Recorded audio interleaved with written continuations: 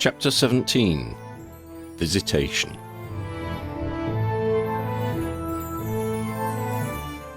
Tell me you've got something for me, Tim. Harry ran his hand through his hair. It was tangled and caught in his fingers. He needed some sort of movement on this case. Kingsley and Hermione had been constantly prodding him for results. Now the Americans were demanding to know what was happening. The case was becoming an embarrassment. Kingsley was claiming a need for secrecy because of suspected infiltration in the Ministry for now. He hated doing that because it made the Ministry of Magic look weak, even incompetent. Tempest Savage smiled, and Harry felt hope once more. It's taken a while. I've had to lean the right amount on the right people. But yes, it's starting to pay off. I heard this morning who Lestrange's second-in-command is. Who? Harry demanded.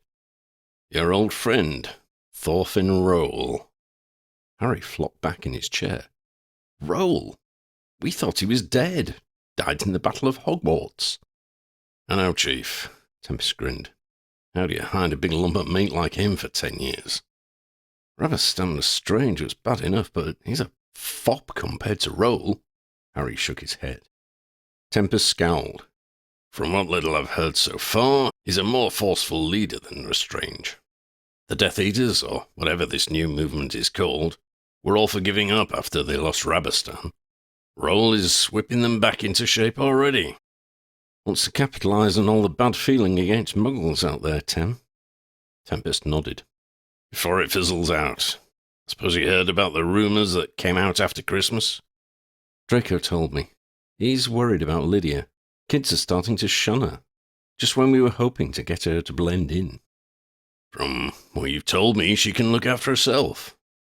Harry sighed. She could, but if she does, it would prove she's different, and that would make it look like all the fears were confirmed. I hope she can keep her control. It's hell for someone that young to have the whole school against them.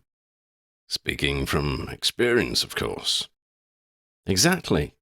If I'd had that in the first year and had her power, God, Tim, I would have killed someone. Tempest sat back in his seat and scratched his grizzled stubble. You considered putting an aura in to watch her? Harry frowned. In disguise, you mean? I'm thinking swap an existing student out. Replace with a seasoned aura and a load of polyjuice. Use a prefect and you could give the real student a head start on some training here. There must be a high-flying prefect who wants to join the auras. Harry scowled. I know it's a bit of a moral grey area, Tempest began. Grey? Harry was aghast. It's a big black area covered in thorns and nettles, with landmines underneath. Kingsley wouldn't wear it, and Hermione would want the auras disbanded, I bet. How about depucising said prefect and giving them on-the-job experience? About as grey as a coal cellar, Harry remarked. No, staff at Hogwarts, or several of them at least, are already mobilised and watching over her. Some prefects too. I think we'd better leave it to them, unless you fancy a vacation in Azkaban. I think I'll give that a miss. Don't have many friends there. Exactly, Harry agreed. We need to focus on attacking this from the other end. Can you write up everything you know about Roll's activities and let me have it soonest? Tempest slapped a couple of sheets of parchment down on Harry's desk. Is now soon enough? Harry grinned. Now we'll have to do. McGonagall has asked me to do some defence talks on the war again. It'll be a chance to underline that Lydia is a friend of the family. Roll doesn't have the Daily Prophet on his side this time. We might be able to quash the rumours. Talking of the Prophet, there's your friend Dennis. Maybe you could take him along to do an article. Quash the rumours in the community, as well as in the school. Good thinking, Tim. I'll have a quiet word with him. Tempest nodded. I'll see if I can close in on Roll without arousing any suspicion. I'm hoping he's rash enough to make a few mistakes in his rush to get their operation up and running again.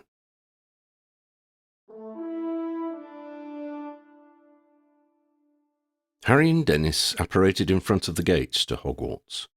There were patches of snow here and there on the grass, and on the backs of the winged stone boars atop the gateposts. In one jump, Harry, and carrying a passenger? It's got to be 400 miles. Dennis was amazed. About that. I have been before, you know. Dennis gave him a wry smile. So have I. So I would have done it in 3 jumps. Even Dumbledore used to do it by broom or thestral. Harry snorted. So he used to tell people. I don't believe a word of it. Even his portrait is cagey about the things he actually used to do. Harry! Dennis! Draco Malfoy was striding down the drive towards them. They called back and waited for him to reach the gates. Thanks for coming, Harry, Draco said as he opened the gates for them. Good to see you again, Dennis. They shook hands and set off up to the castle. What's the latest, Draco? Harry asked. Is Dennis fully in on this? Draco inquired. Absolutely. If we're trying to keep it to as few people as possible, then we need to make the best use of those who already know. Draco nodded. There's still a lot of looking and pointing in the public areas, but her friends are rallying round and keeping her safe. I was worried something might happen at the astronomy class on Wednesday night. You know how the atmosphere always feels a bit different late at night? Well, the Slytherins were fine with her, even Bulstrode and Zabini. But fine in that they didn't try to attack her or sabotage her. I don't think they'll ever be friends, though. They're a bit wary of her after the first incident. Scared, actually. A bit like you with Hermione, Harry grinned. Harry? A bit like all of us with Hermione, Draco countered. My worry is that they'll try something more underhanded. Bulstrode is no great shakes, doing quite well in his studies, but Zabini is clever and cunning. I would not be surprised if he's plotting right now. Harry nodded. Any pointers on how best to put down these rumours? Ravenclaw and Gryffindor have defence before lunch. It will be easy for you to show how friendly you and Lydia are. Similarly, at lunch, perhaps we could bring her up onto the top table and let the whole school see. We don't want to single her out too much, Harry warned. I prefer to spend a bit of time sitting at each house table with the first years. I can show I'm friends with her on Ravenclaw and have a chance to gauge the mood in the other houses. Draco nodded. Good idea. The only concern is Hufflepuff and Slytherin in their defence class after lunch. How would it be if we got Teddy Lupin to ask me if I know Lydia's family? Draco frowned and sighed. I'm afraid it looks like Teddy is taking a step back from Lydia. What? Should I have a word with him? I would have thought he, of all people, would understand after those werewolf rumours. Draco shook his head. I suspect that may be the problem, Harry. Teddy is popular here, across all the houses. It might be that he's scared of losing that by associating with Lydia. And you don't think that's terrible? I think it's understandable. Don't forget, Harry, he's only a first year. He will have a different perspective on it after these events. We must hope that they can reclaim their friendship. People change, but he's essentially a good person from what I've seen. I suppose you're right, Draco. It's just that, as his godfather, you should be more understanding and less controlling, Draco smiled. They had reached the castle steps by this time. Professor McGonagall was waiting in the entrance hall for them. Good morning, Head Aura. Good morning, Mr. Creevy, she greeted them. I thought you might want refreshments and a chat before you address the first of your defence groups. She led them down a ground-floor corridor to the office which had previously been used by Kelly Lee, Aloria Rackison's alter ego. The room had been stripped of all personal items, but retained the furniture. They took to their seats. McGonagall's was the one behind the desk. Draco's been filling us in on the situation with the rumours and how they affect Lydia, Harry told her. I have told Dennis pretty much all I know, so don't feel you need to hold anything back. Is there any news from the outside world about this, Potter? McGonagall asked. Harry raised an eyebrow at being addressed as though he was still a student, but let it pass. On these rumours, we have confirmed that it seems to have been the coordinated effort by the Death Eaters over Christmas. This suggests that at least some of the previous followers are back in touch and helping to spread the propaganda. No word of any gatherings, though. On the Death Eaters themselves, it appears that Thorfinn Roll has taken over in Rabastan Lestrange's absence. The indications are that he will push the programme forward, probably more aggressively than before. And the way they're targeting Lydia, McGonagall prompted. Draco cleared his throat. Excuse me, Minerva. I need to prep the classroom for Harry's talk. Same place as usual, Draco? Harry asked. Draco nodded. We'll meet you up there, Harry said. Draco nodded again, smiled, and left. Yes, Harry resumed. They seem to have had information from Lucius Malfoy and worked out that Lydia got us out of Throckley Mine. We have no indications yet whether they know what happened to Eloria Rakison. They seem to be carrying on with the plans regardless. We have no idea if they have either a grimoire or a token. I doubt we'll know until we can infiltrate them again. Or until they start producing the new super wizards and witches. A grim situation, McGonagall mused. What of the Muggle-born witches and wizards they took, and their original plan to use them as fake Muggles with powers? Dennis sat up. I've been scouring the Muggle newspapers for any missing children that might fit the bill. The trouble is that the Muggles lose so many young people without a trace every year. They seldom think it newsworthy. McGonagall shook her head. Barbarians, she muttered. All I can tell you from our end is that there is more interest within the student body over Lydia than I am comfortable with. However, there has been little direct action. A few idiots pushing her, or bumping into her accidentally. Her friends have rallied around, and she has managed to control any vengeful impulses she may have had. She is a splendid young lady. Harry smiled. I'm hoping that we can help quash the rumours with this visit.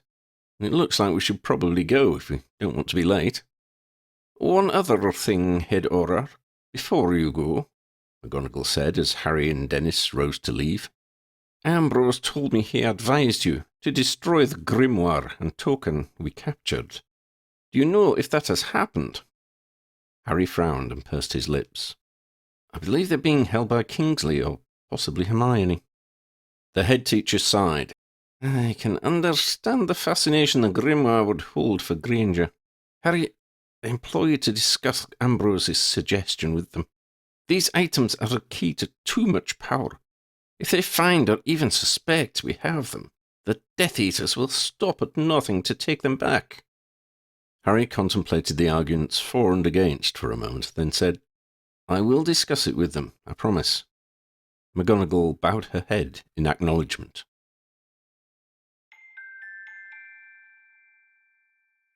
Harry and Dennis made it to the Defence Against the Dark Arts classroom as the students were arriving.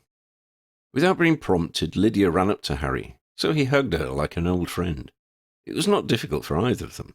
Lydia needed a friend, and Harry knew he owed her his life. After all they had been through together, they felt like they had been friends for a long time. As they entered the classroom, Dennis took the opportunity to photograph Harry, Lydia, Draco, and the class in various combinations. Harry and Draco, Head Auror and Reformed Death Eater, was a story which had been done before. Dennis thought there might be an opportunity to work a mention into the new article. Harry and Lydia together was a good thing for the other students to witness, but would be too much public exposure for Lydia in a Daily Prophet article. Picture of the class, with Harry next to Lydia in the middle, would be enough. Relatives would love to look for their youngster, and might notice and ask who Harry had his arm around. Lydia introduced her classmates, and Harry talked to the class about his exploits in the war. They all adjourned to the Great Hall for lunch. As Harry had planned, he shared his time between the four house tables as the students dined. At Draco's suggestion, he was accompanied by each head of house at their own house's table. Harry liked this idea. He had been worried what his reception at the Slytherin table might be like. Slytherin was easing away from its former reputation. However, there were still students whose relatives had died or were in Azkaban because of Harry's actions.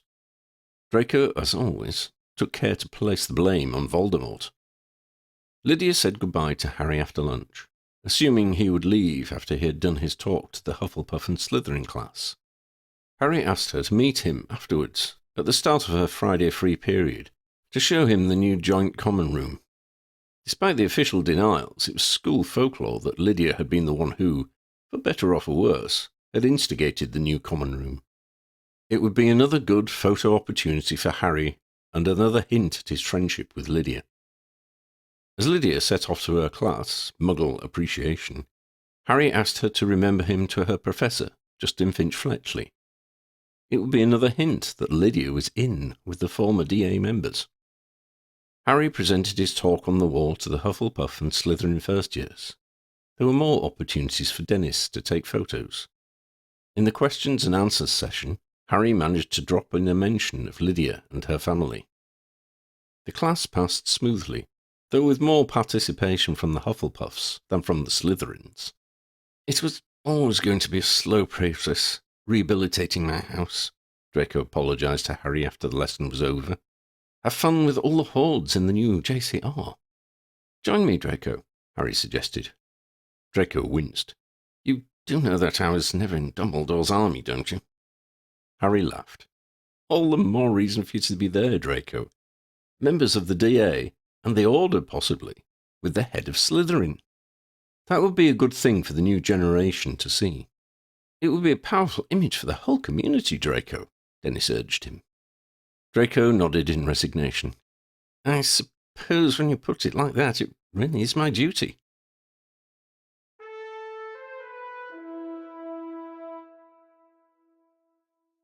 As they arrived at the new common room, Lydia and her friends, including Freddie and Teddy, were milling around looking for somewhere to sit. They had begun dragging chairs and tables around. They were trying to create an area for a large group to sit together. Harry and Draco joined them, helping with the seating plan until no one knew what was happening. Draco laughed. Let's sit down and allow people to find and arrange their own chairs. Harry grabbed a sofa and sat down, inviting Lydia and Teddy to sit either side of him.